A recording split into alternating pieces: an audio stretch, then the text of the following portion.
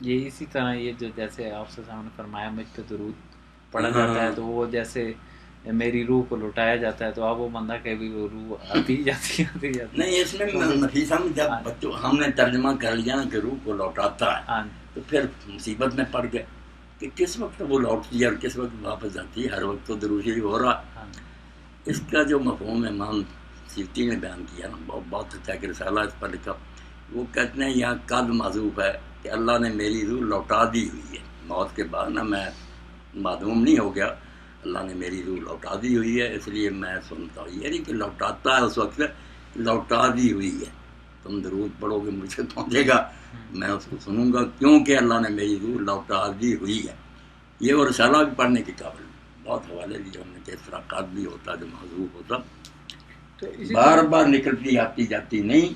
یہ ہے کہ موت کے بعد وعدہ پورا کر کے موت کا اللہ نے دوبارہ میری روح لوٹا دی ہے. مولانا اسی سے یہ مسئلہ ہے کہ یہ جو کہہ رہے ہیں روح یا جو بھی قبر کا نظام ہوتا ہے کیا یہ یہاں ہوتا ہے یا عالم برزخ ہے, یہ کیا اس کے اندر یہ عالم برزخ ہی ہم نے جان چھڑانے کی. عالم برزخ کون سی دنیا کے وہاں چلے جاتے ہیں. ہاں بس موت کے بعد جو قیامت تک کا زمانہ ہے یہ برزخ کا ہی زمانہ نا. اس قبر میں ہو تب بھی برزخ ہی ہے, کسی اور جگہ ہو پھر بھی برزخ.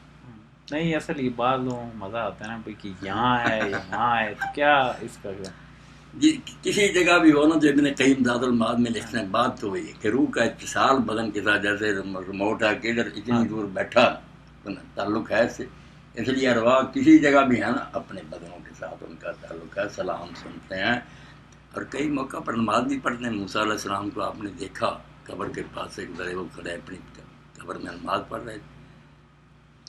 ہمیں ان چیزوں پر بیٹا ایمان رکھنا چاہیے. زیادہ کھود کریب میں کیا پڑھیں, جب وہاں جائیں گے پتہ چلے گا کہ اس دنیا کے کیا قوانین ہیں. مر کر فنا نہیں خدر بیٹا ہو جاتے جیسے سمجھ مر کے ختم نہیں. نیک بھی موجود ہیں, بد بھی, بدوں کو سزائیں مل رہی ہیں, نیکوں کو راحت ہے. دنیا آباد ہے. وہ سارے لوگ نا وہاں چلتے پھرتے ہیں, نمازیں پڑھتے ہیں. اب کیا کریں بچہ, ہم نے تو پڑھا کئی لوگ حج پر آتے ان مفاد شدہ لوگوں پر ہیں, اور وہ فرشتوں کی طرح ہو گئے کہ انہیں نا یہ ہجوم بھی نہیں راستہ روکتا. آپ جڑے ہو نا اس طرح, وہ آئے گا آپ کو رد کرنے کی آگے بڑھ جائے گا. جیسے فرشتوں کو دیواریں نہیں روکتی, ان کو روحانیون کہتے ہیں کہ وہ بالکل ملائکہ کی طرح ہو جاتے ہیں. اب ہم صرف یہ کہیں گے مستقبل کے ہماری سمجھ میں ذرا اوپری باتیں ہیں, مگر نیک لوگ کہتے ہیں ہماری ملاقاتیں ہوئی, ان باتیں ہوئی. ہارون رشید کا بیٹا تھا احمد السبتی کہتے تھے, بڑا نیک تھا, ہفتہ کے دن نہیں کام کرتا تھا. تو ہارون نے نا وہ بچہ درویش تھا, باقی شہزادے ہی تھے.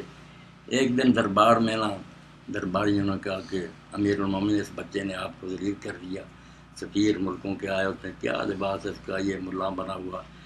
تو ہارون نے بھی یہی بات کی کہ بیٹا تم نے مجھے رسوا کر دیا. اس نے کہا ابا جی سچ پوچھے نا, آپ نے مجھے رسول اللہ کے سامنے شرمندہ کر دیا. یہ طرز حکومت ہے کوئی, یہ اسلامی نظام تھا, اور اگر آپ مجھ سے بیزار ہیں تو میں جا رہا ہوں. بڑی محنت سماج کی مگر نہیں مانا, وہ بصرہ چلا گیا. ایک خلیفے نے ایک نشانی کے طور پر انگوٹھی دے دی. وہاں پھر فات بیٹا اس نے قبرستان میں مقام کر لیا. 6 دن وہ محنت مزدوری کرتا, کسی کو بتایا نہیں کہ میں خلیفہ کا بیٹا ہوں, اور ہفتے والے دن چھٹی کرتا.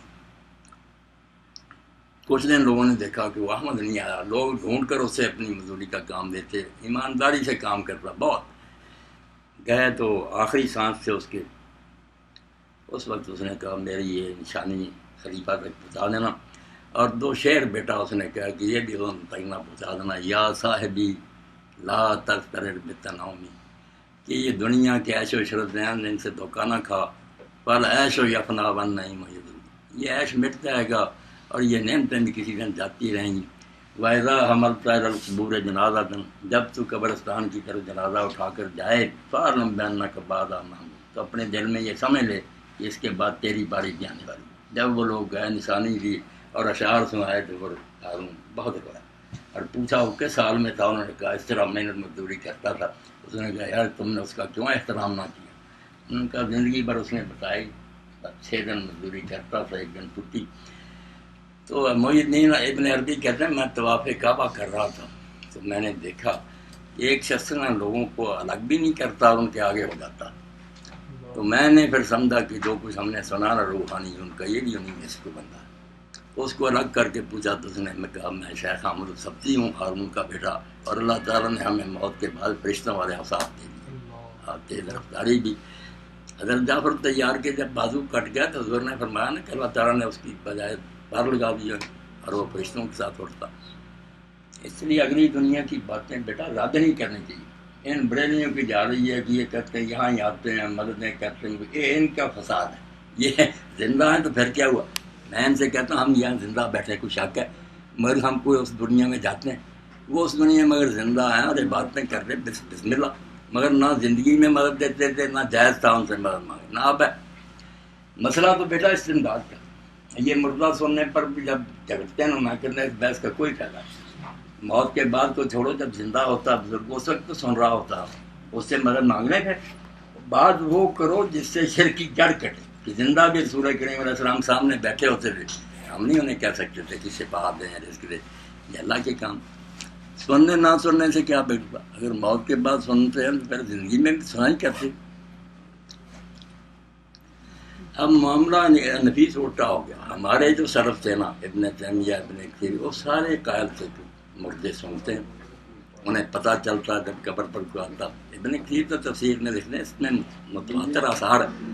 اب الٹ گیا، حنفی کہتے تھے نہیں سنتا، ان کی فقہ کی کتابیں بڑی ہیں، وہ اب سننے والے ہو گئے، ہم انکار کر رہے، معاملہ الٹ گیا۔ حنفی کی ان کی کتابوں میں یہی تھا کہ مردے نہیں سنتے، وہ اب سننے والے ہو گئے کہ سنتے ہیں۔ ہمارے بڑے کہتے تھے سنتے ہیں، شوکانی وغیرہ بیچارے، ہم منکر ہو گئے کہ نہیں سنتے۔ وہ کتاب ہے نا ابن القیم کی روح، تو وہ کہتے ہیں کہ ابن تیمیہ وہ پہلے تو نسبت ہی ان کی طرف جائز نہیں، اور دوسرا یہ ہے کہ ابن تیمیہ کے شاگرد بننے سے پہلے کی ہے۔ اللہ نہیں، شاگرد بننے سے پہلے کی کیا ان کے نظریات ایسے ہی۔ ابن تیمیہ بھی روحوں کو مانتے تھے، تو سنتی ہیں جانتی ہیں کہ کون زیارت کے لیے آیا۔ قرآن میں ہے کہ اے نبی تم ان کو نہیں سنا سکتے جو قبروں میں پڑے ہیں۔ اس کا جواب عبدالسلام بھائی یہی دیتے ہیں کہ تو نہیں سنا سکتا، ولیکن لا یسمع من، اللہ جس کو چاہتا سنا دیتا۔ آگے ساتھ ہی ہے نا، وہ کہتے ہیں اللہ سنواتا، نبی نہیں سنا سکتا۔ جیسے ہدایت کی بات ہے، کہا اللہ اے نبی تو ہدایت نہیں دیتا، اللہ ہدایت دیتا۔ وہ کہتے ہیں یہ تو نبی کا کام ہے کہ اس کا نہیں اختیار کہ یہ سناتا رہے، اللہ کا کام ہے کہ وہ سنا دے۔ یہ بھی قرآن پاک میں ہے کہ تو نہیں سنا سکتا، اللہ جس کو چاہتا ہے سنا دے۔